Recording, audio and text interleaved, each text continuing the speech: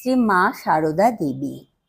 শ্রীমা নিজে রঙ্গরস করিলেও কাহারও আহাম্মকিতে যখন সকলে উপহাস করিত, তখন তিনি অযথা ওই হাসির পাত্রকে ব্যথা না দিয়া বরং সহানুভূতি দেখাইতেন।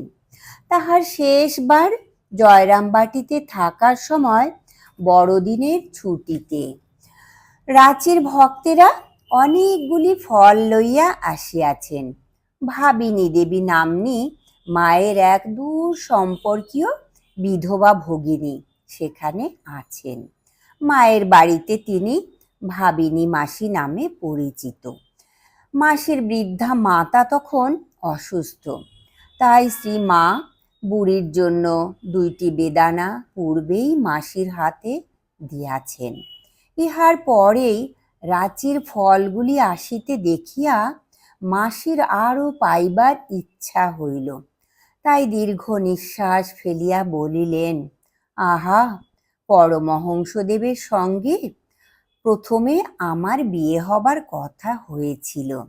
বাবা তখন পাগল ভেবে তার সঙ্গে আমার বিয়ে দিলেন না।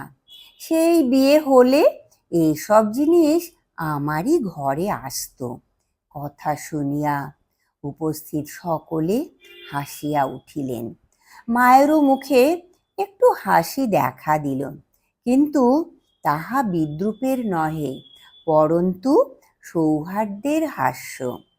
তিনি মাসিকে বলিলেন, তা নে না, তোর আর কি কি চাই, এবং সেবককে আদেশ করিলেন, ও হরি, ঠাকুরের জন্য তুলে রেখে পেঁপে, বেদানা আরও কিছু ফল ভাবিনীকে দাও তো।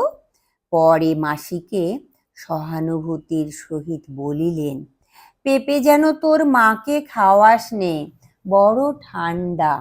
জয় ঠাকুর, জয় মা, প্রণাম মাগো।